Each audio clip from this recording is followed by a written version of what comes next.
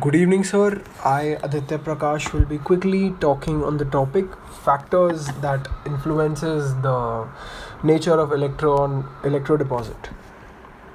So, what is electro deposition?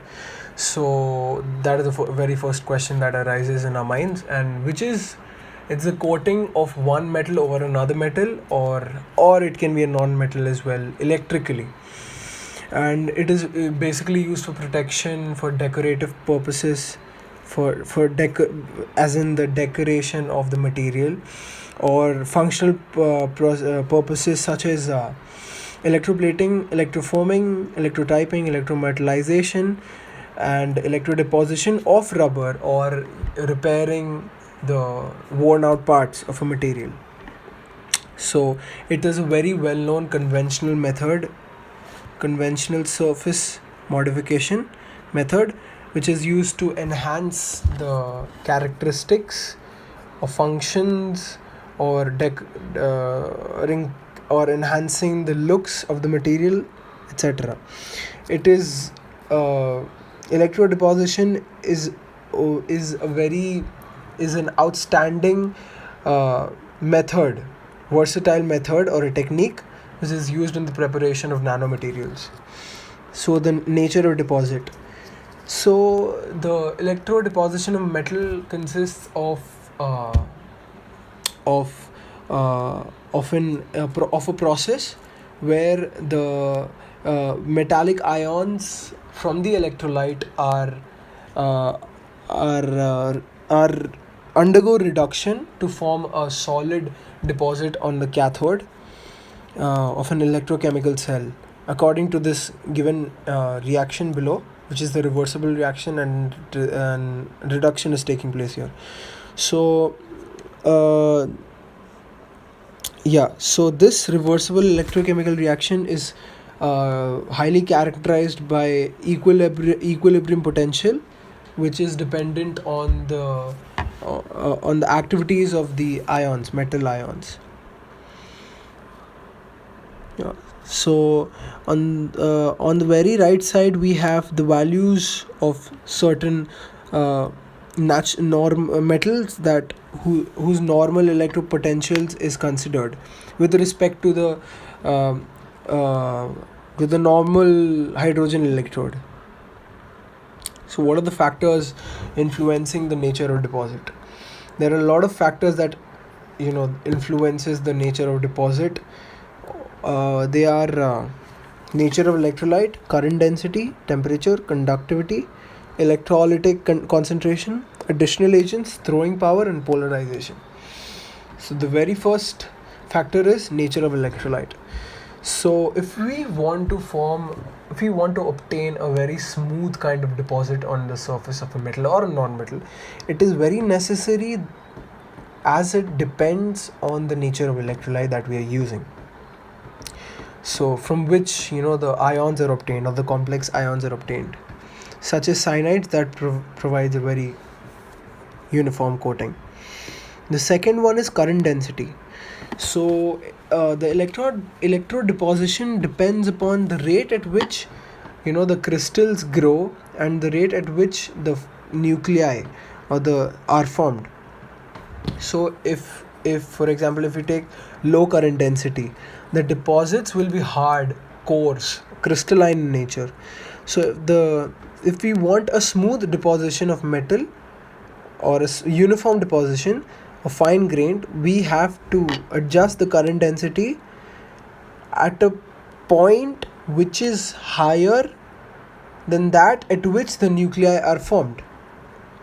So imagine if the current density is very high, and the form which increases the formation of nuclei, then there is a chance where the deposition can be spongy or porous, as shown from the graph on the right, which is plotted of current density with respect to time. The third factor is the temperature. So a low temperature of the electrolyte or solution favors formation of small crystals of metal, and high temperature large crystals. In some cases, a difference of only 15 degrees Celsius, resulting in a 50% decrease in strength of the metal that is deposited. So sometimes high temperatures can also be beneficial. It can increase the solubility of salts, permitting greater metal concentration and higher current densities. It can increase the conductivity, which permits or allows high current densities and reduces the tendency to form lumps or trees. It decreases the occlusion of hydrogen in the deposited metal, which in many cases is the bad deposit. So there which tends to decrease the crystal size.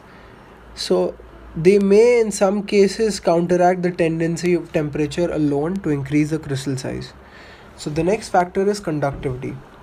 The use of a good solution which has a good conductivity is very important, economically as well as in the power consumption, and also because it reduces the tendency to form trees or lumps of the rough deposits.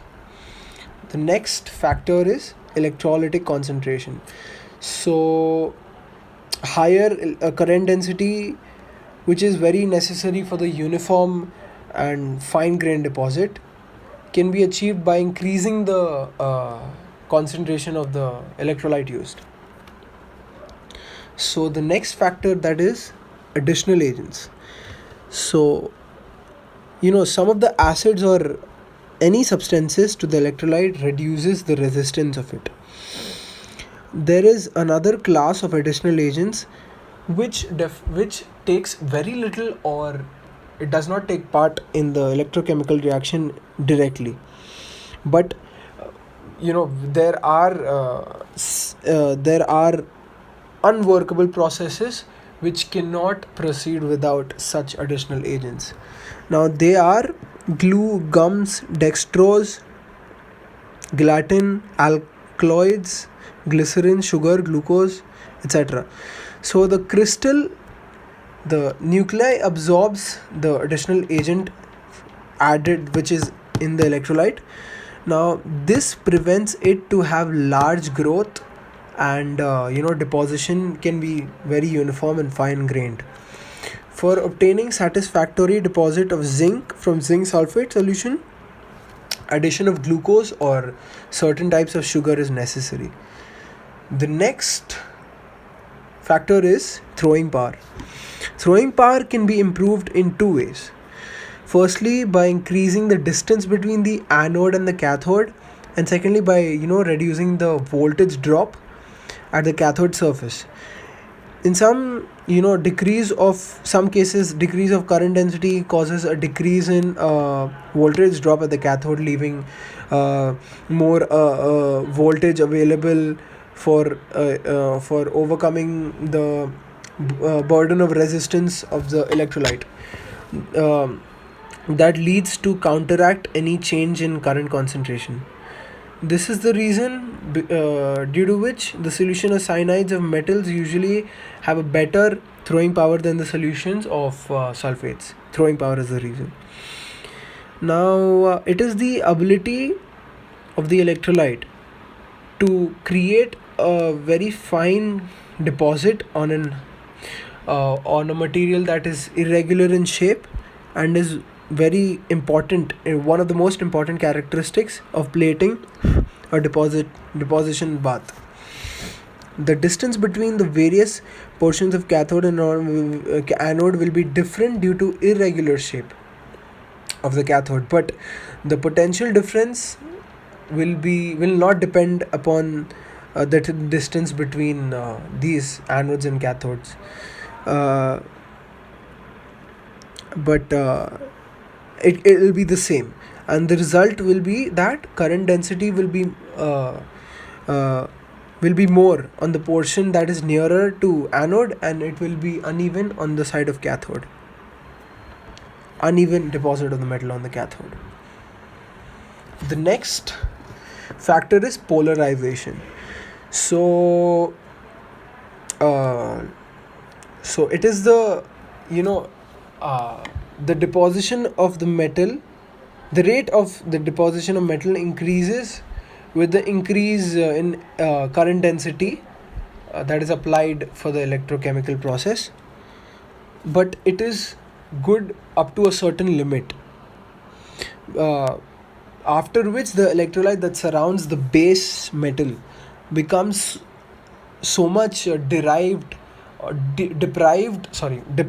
of metal ions, that the any further increase in the current density does not increase in the rate of deposition, sorry. So use of current density beyond this limit causes electrolysis of water, and hydrogen liberates on the cathode. So this hydrogen evolved on the cathode blankets the base metal. It covers the base metal, which reduces the rate of deposition. This phenomenon is known as polarization.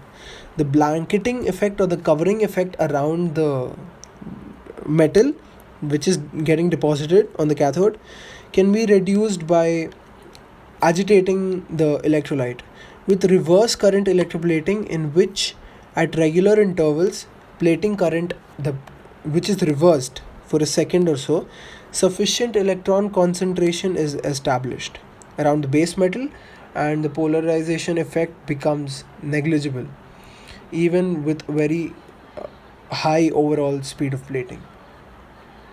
And this is the explanation towards the factors that influences the electrodeposit. Thank you, sir.